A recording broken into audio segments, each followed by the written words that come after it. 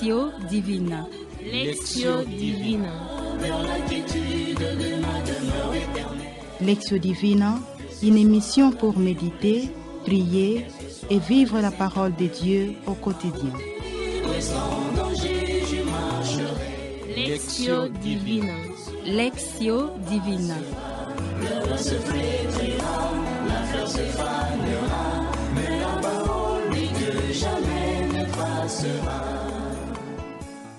Estimés auditeurs et auditrices, à tous ceux qui nous suivent de partout, aux amis fidèles de l'émission Lectio Divina, bonjour.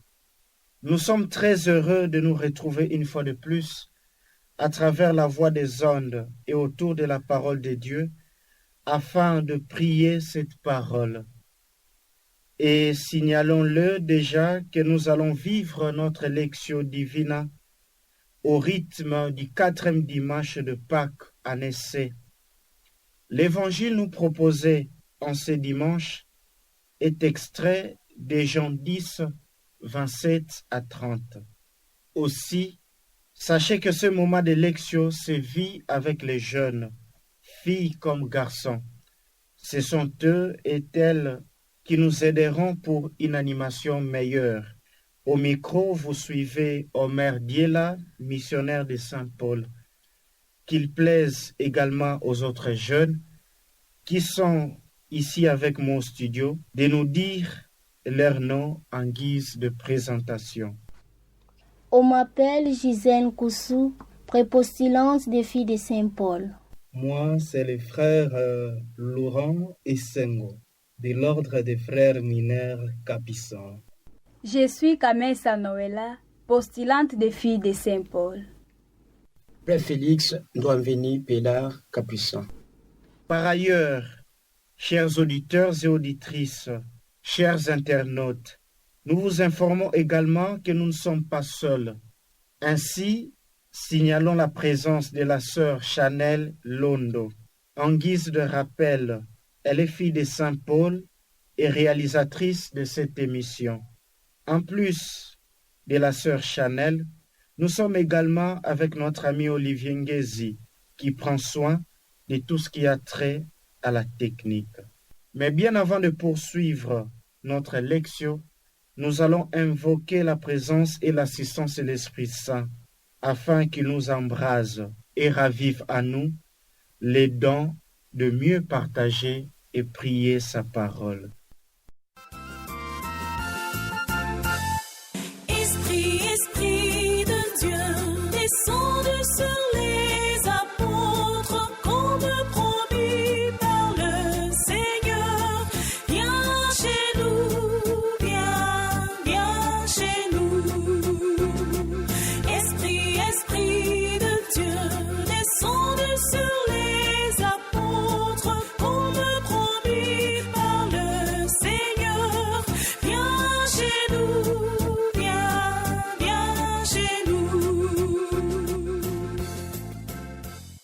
Aimables jeunes et chers auditeurs, chers internautes, comme nous l'avions dit au début de notre émission, de cœur avec l'Église universelle, nous célébrons le 4e dimanche de Pâques en essai.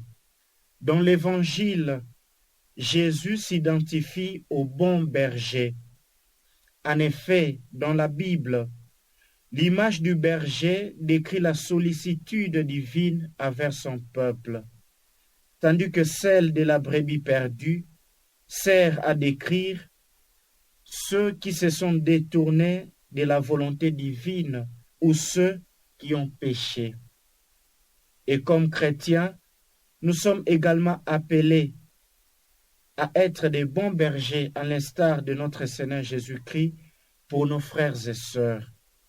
C'est-à-dire adopter une attitude de responsabilité envers les autres, considérer leurs problèmes ou leurs difficultés comme les nôtres et les aider à retrouver la joie qu'ils ont perdue.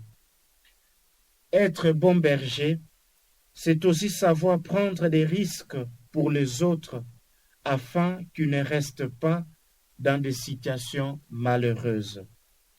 Chers internautes, Chers auditeurs et auditrices, à présent nous entamons la première partie de notre Lectio Divina qui est appelée Lectio, c'est-à-dire la lecture. Comme le nom l'indique, nous voudrions nous disposer et nous mettre à l'écoute de la bonne nouvelle. Ainsi, demandons-nous à l'un de nos jeunes de lire l'Évangile pour la première fois. Évangile de Jésus-Christ selon Saint Jean. En ces temps-là, Jésus déclara, « Mes brebis écoutent ma voix, moi je les connais, et elles me suivent. Je leur donne la vie éternelle. Jamais elles ne périront, et personne ne les arrachera de ma main. Mon Père qui me les a donnés est plus grand que tout, et personne ne peut les arracher de la main du Père. Le Père et moi, nous sommes un. » Acclamons la parole de Dieu. Louange à toi, Seigneur Jésus. Chers amis de la Lectio Divina, gardons une attitude silencieuse pendant un bref moment pour méditer la parole que nous venons d'écouter. Et à la régie, nous demandons de l'aide à travers une douce musique relative à ce temps pascal qui puisse faciliter une bonne intériorisation de l'Évangile.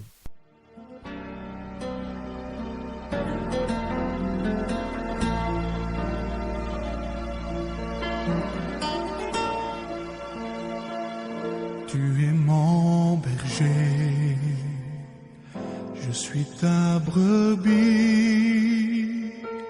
tu prends soin de moi, tu guides mes pas dans l'obscurité, tu es la lumière, même dans le désert. Tu crées mon chemin, je ne craindrai rien.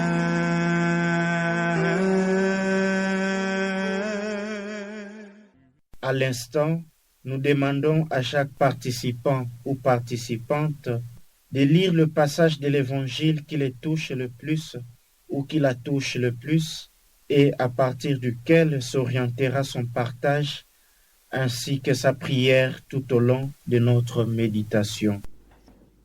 Mes brebis écoutent ma voix, je les connais et elles me suivent. Tel est le verset qui m'a touché. Le verset qui retient mon attention, c'est le verset 27. Je cite, « Mes brebis écoutent ma voix, moi je les connais et elles me suivent. » Je suis le bon pasteur, mes brebis écoutent ma voix. Telle est la phrase qui m'accompagnera tout au long de ma méditation. Je suis touché par les versets 27 et 28. Mes brebis écoutent ma voix, je les connais et elles me suivent. Je leur donne la vie éternelle et nul ne les arrachera de ma main. Chers jeunes, chers auditeurs et auditrices, ce retour nous conduit immédiatement dans la deuxième partie de notre Lectio Divina.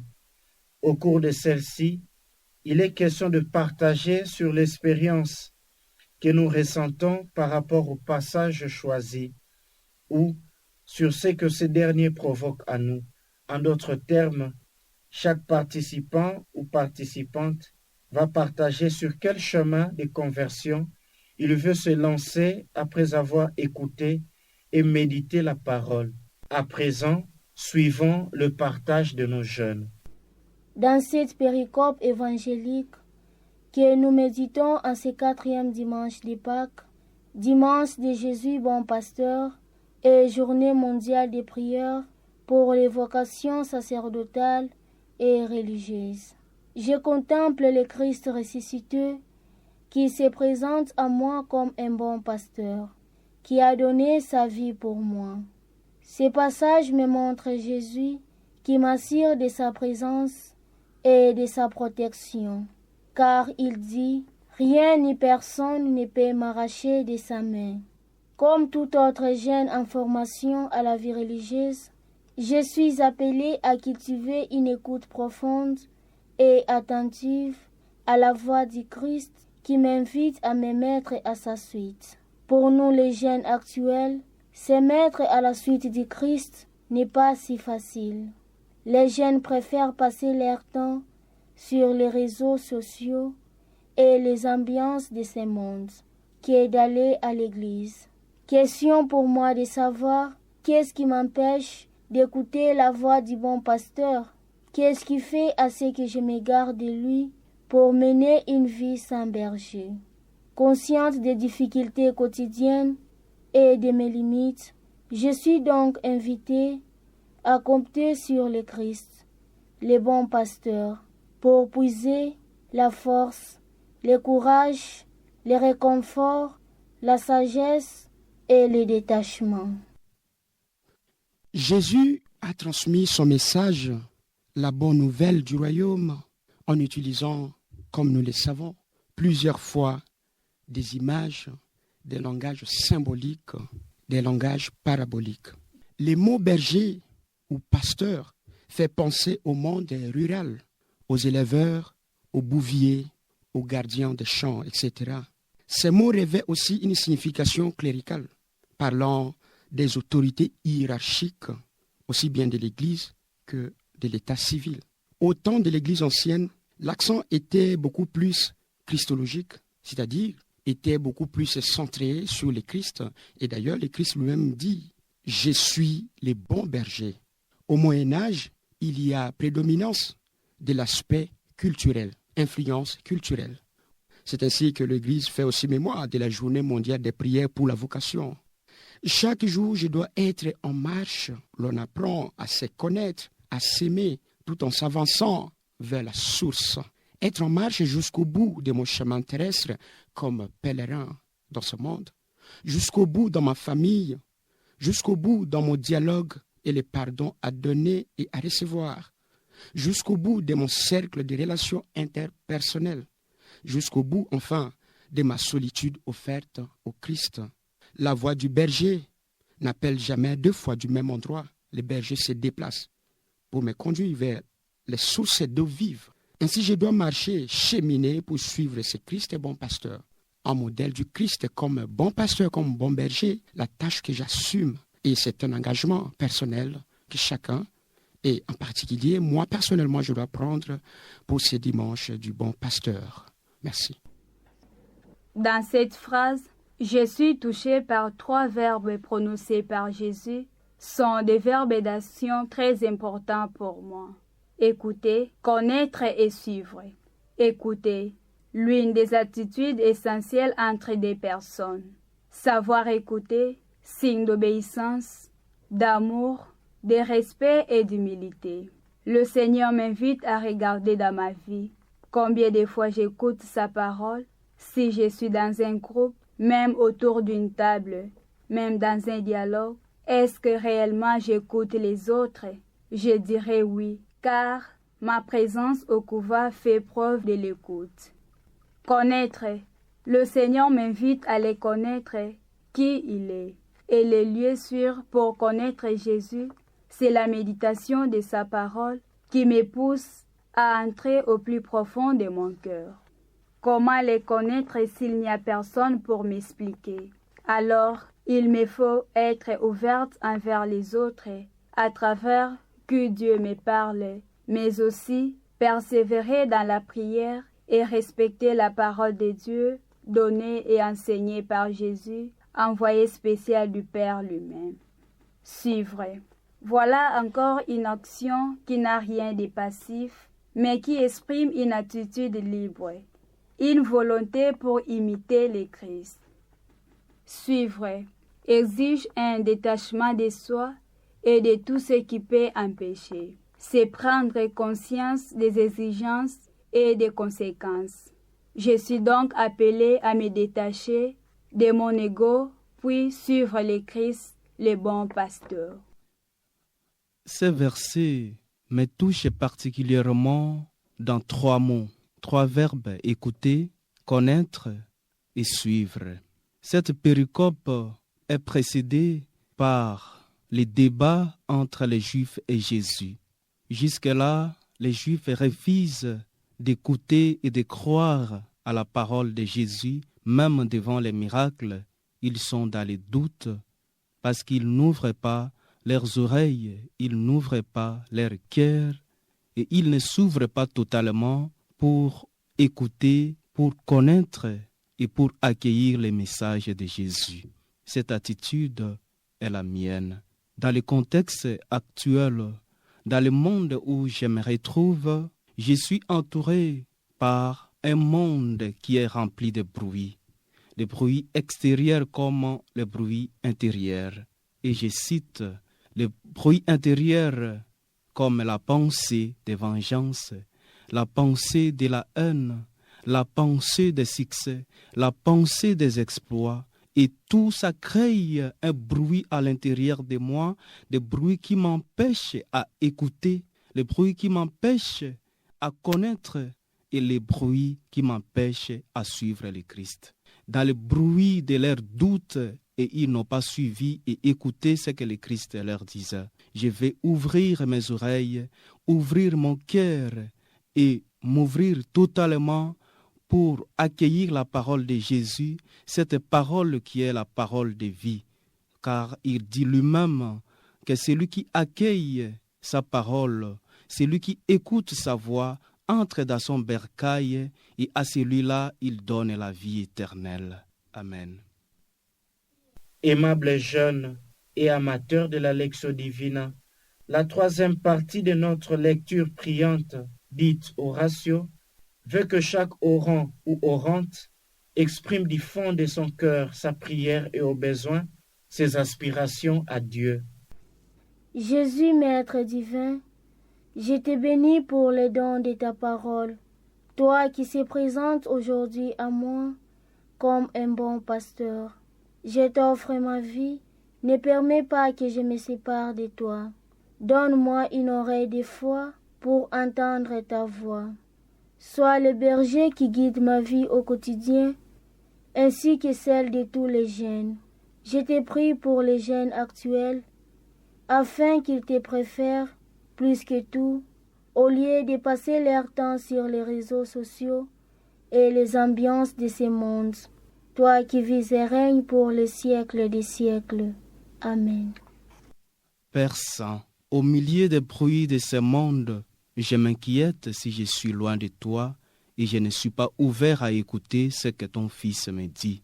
Aide-moi, ouvre mes oreilles, ouvre mon cœur, que je puisse être totalement ouvert à ce que ton Fils m'a dit pour que je gagne la vie éternelle proposée par ton Fils.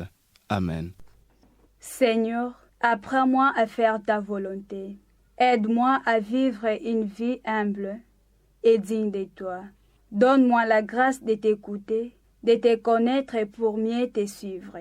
Je prie aussi pour tous les jeunes en formation, afin qu'ils se donnent corps et âme dans leur cheminement vocationnel.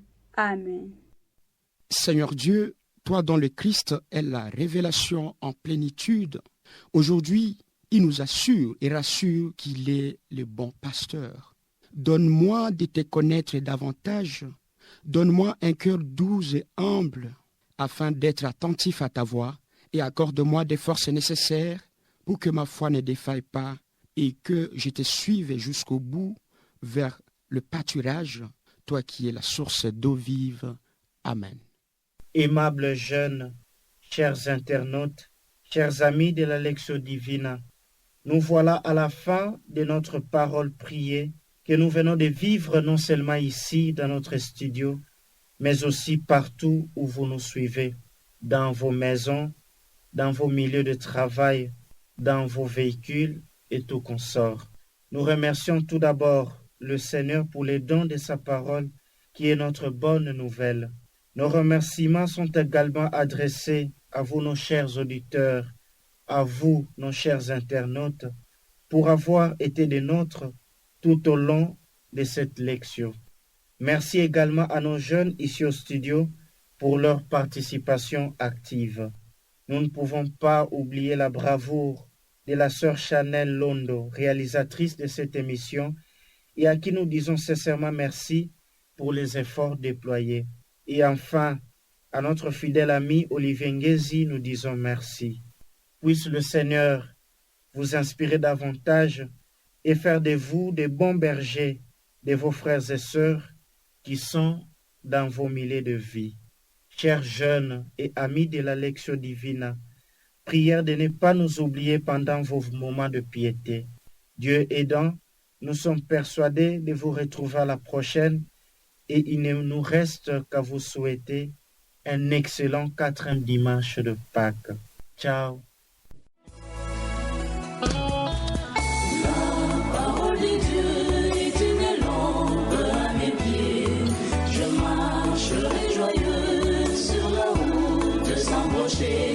Lectio Divina. Lectio Divina. Lectio Divina, une émission pour méditer, prier et vivre la parole de Dieu au quotidien. Lectio Divina. Lectio Divina. Le soufflet brillera, la fleur se fanera.